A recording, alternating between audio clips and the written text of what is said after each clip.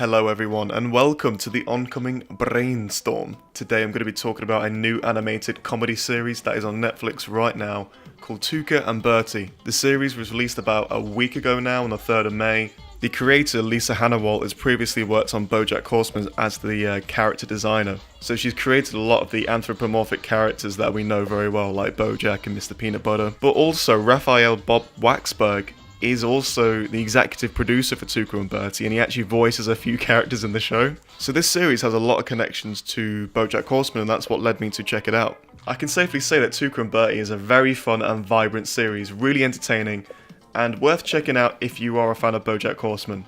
The series follows two anthropomorphic birds, Tuca and Bertie, who are best friends, and they used to live with each other before the series began, but when we open up in the pilot episode, Bertie is slowly moving in with a new boyfriend, Speckle, who's also a bird. And I will say the strongest part of the series is the fantastic friendship between the two main characters, Tuca and Bertie. Tuca is like the best friend you've always wanted, always empowering and uplifting and good fun. But Bertie is kind of the one you might relate to more if you're a bit of a nerd and you like BOJACK'S Horseman. She's kind of OCD and worries about things too much, but Tuca helps her to relax a bit more.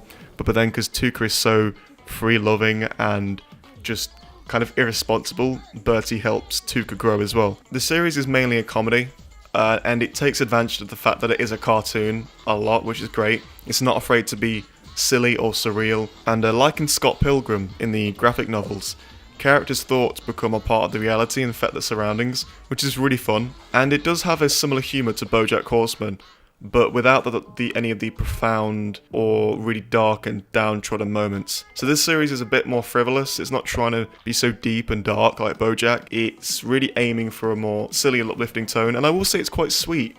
And I do think the series does suit a 10-episode format. You know, I didn't feel like there were too many episodes or too little. Very easy to binge within 2 days. And for me, I really enjoyed the series. I thought it was a lot of fun. Not perfect, there are some flaws I will get into in a minute, but I think it's worth checking out if you are a fan of BOJACK'S Horseman and you like that particular art style.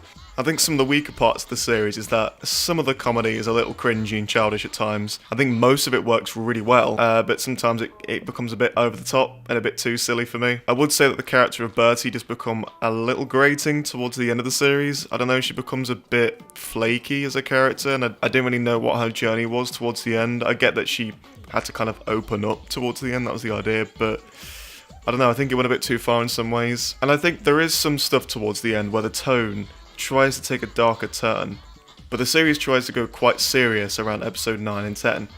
And I think with such a silly tone and quite an upbeat tone, I don't know if it works. Like, there's some kind of sexual allegations and Me Too stuff that kind of comes in towards the end of the series, which kind of gives me vibes of BOJACK'S Horseman Season 5. But not only does it not do that as well, tone feels a bit off, so I think Lisa Hanawalt needs to maybe take a page out of Raphael Bob Waxberg's book, like in terms of the writing stuff on BoJack, and see how they balance tone, because that show can be really silly, but also really dark at the same time. Tuca and Bertie is excellent at being very fun and light, I just don't know if it can go super dark. So tone is something they need to work on for a second series, which I would still like to see. Definitely want to see a second series, but I think there are a few things they need to improve. And the worst part about the show for me is the fact that I feel like the animators or the creators are kind of trying to bait their furry audience, you know, the furries.